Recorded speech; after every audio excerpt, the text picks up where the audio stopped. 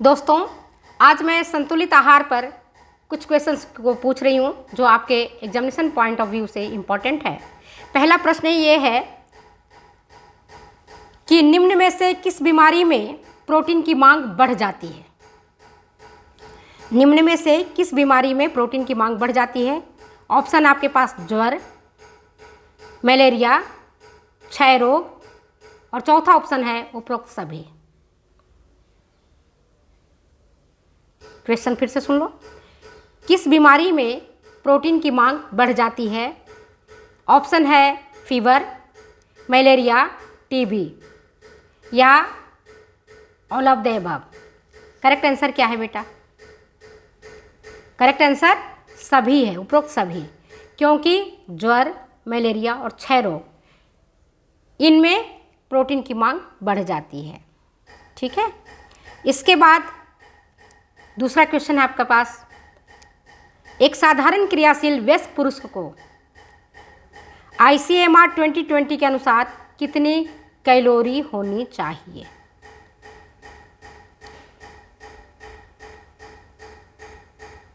एक साधारण क्रियाशील वयस्क पुरुष को 2020 के अनुसार कितनी कैलोरी होनी चाहिए। ICMR साथ में दिया हुआ है, आप देखना। एक साधारण क्रियाशील पुरुष को ICMR 2020 के अनुसार कितनी कैलोरी होनी चाहिए। ऑप्शन आपके पास 2110 कैलोरी, दूसरा है 2710 कैलोरी, तीसरा है 2320 कैलोरी और चौथा है 3470 कैलोरी। करेक्ट आंसर क्या है? आपने पढ़ा होगा, हमने साधारण क्रियाशील पुरुष के बारे में पूछा है। करेक्ट आंसर क्या है? 2110 कैलोरी। क्योंकि आप देखो कैसे याद करोगे, सबसे कम है 2110 कैलोरी, 2320 कैलोरी और कितना है 3470 कैलोरी। तो 3470 किलो कैलोरी जो है वो अधिक क्रियाशील पुरुष को चाहिए, मध्यम क्रियाशील को 2710 चाहिए और साधारण क्रियाशील पुरुष को 2110 कैलोरी ऊर्जा की जरूरत होती है। नेक्स्ट क्वेश्चन आपके पास है। RDA 2020 के अनुसार बाल्यावस्था में प्रोटीन की मांग ईयर 2020 की तुलना में कम है या ज़्यादा है या बराबर है। RDA 2020 के अनुसार बाल्यावस्था में प्रोटीन की मांग ईयर 2020 की तुलना में कम है या ज़्यादा है या बराबर है। बोलो।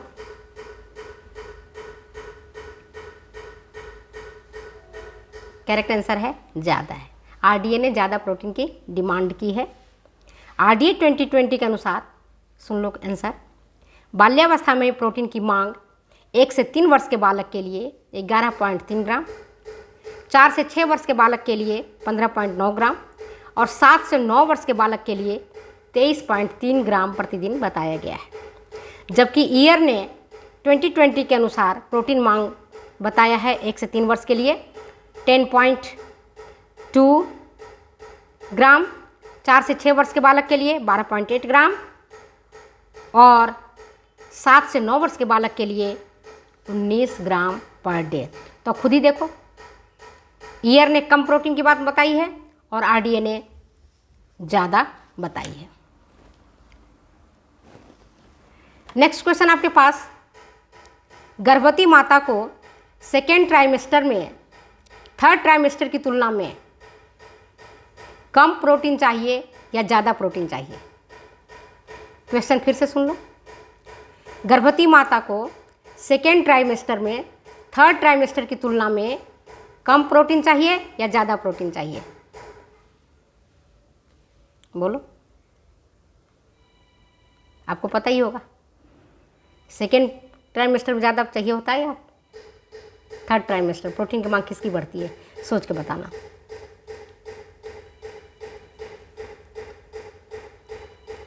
सेकेंड ट्राइमेस्टर में ज़्यादा ग्रोथ होता है बालक का मदर के पेट में या थर्ड ट्राइमेस्टर का होता है।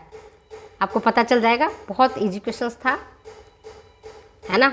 ज़्यादा मांग इसमें होती है। नेक्स्ट क्वेश्चन है वो ये, ICMR के भोज्य विशेषज्ञों ने RDA 2020 के अनुसार अधिक क्रियाशील पुरुष के लिए कितने ग्राम फैट दिए जाने की अनुशंसा की है? क्वेश्चन क्या है?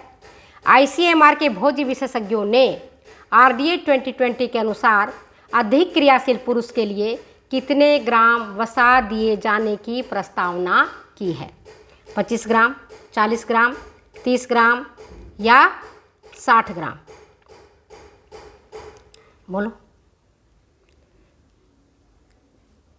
पूछ रहा है क्वेश्चन किसके लिए? अधिक क्रियाशील पुरुष के लिए कितनी वसा दिए जाने की प्रस्तावना की है? तो ICMR के भोज्य विशेषज्ञों ने RDA 2020 के अनुसार साधारण क्रियाशील पुरुष के लिए 25 ग्राम, मध्यम क्रियाशील पुरुष के लिए 30 ग्राम और अधिक क्रियाशील पुरुष के लिए 40 ग्राम वसा दिए जाने की प्रस्तावना की है। ठीक है, वही साधारण क्रियाशील महिला के लिए 20 ग्राम, मध्यम क्रियाशील के लिए 25 ग्राम और अधिक क्रियाशील के लिए 30 ग्राम वसा दिए जाने की प्रस्तावना की है। ठीक है, नेक्स्ट क्वेश्चन आपके पास है, धात्री माता के प्रथम 6 माह में ज़्यादा प्रोटीन की ज़रूरत होती है या 6 से 12 माह में ज़्यादा प्रोटीन की ज़रूरत होती है? बोलो।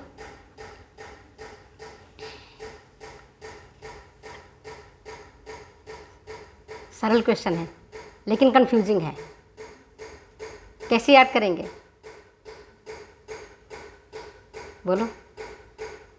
कह रहा है धात्री माता के प्रथम 6 माह में ज़्यादा प्रोटीन की ज़रूरत होती है या 6 से 12 माह में? हमने क्या देखा था? गर्भवती माता के आहार में सेकेंड ट्राइमेस्टर में कम प्रोटीन की ज़रूरत होती है, थर्ड ट्राइमेस्टर में ज़्यादा ज़रूरत होती है। यहाँ धात्री माता के केस में उल्टा हो जाता है,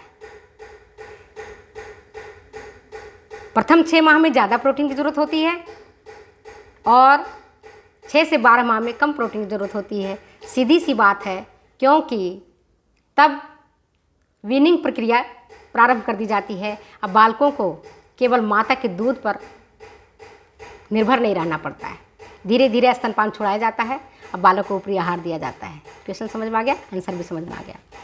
नेक्स्ट क्वेश्चन है, RDA 2020 के अनुसार निम्न में से किस अवस्था में विटामिन ए की अधिक मांग की प्रस्तावना की गई है? RDA 2020 के अनुसार निम्न में से किस अवस्था में विटामिन ए की मांग की प्रस्तावना की है?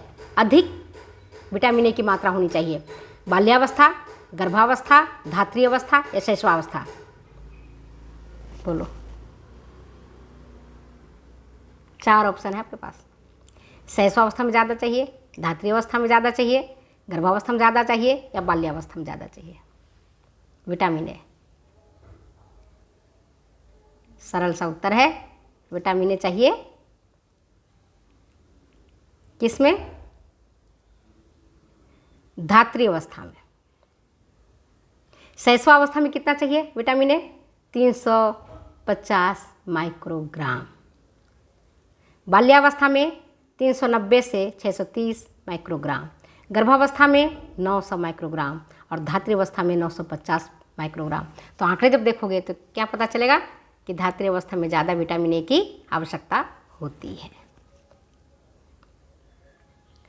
नेक्स्ट क्वेश्चन है आपके पास, विटामिन B12 कौन से भोज्य पदार्थ में नहीं पाया जाता है?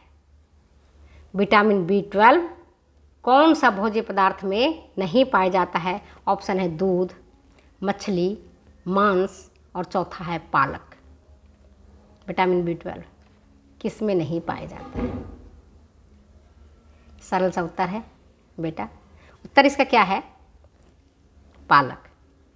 आपको पता होना चाहिए कि विटामिन B12 केवल प्राणिज स्रोतों से प्राप्त भोज्य पदार्थों में ही पाया जाता है, अन्य दूसरे भोज्य पदार्थों में ये नहीं मिलता है।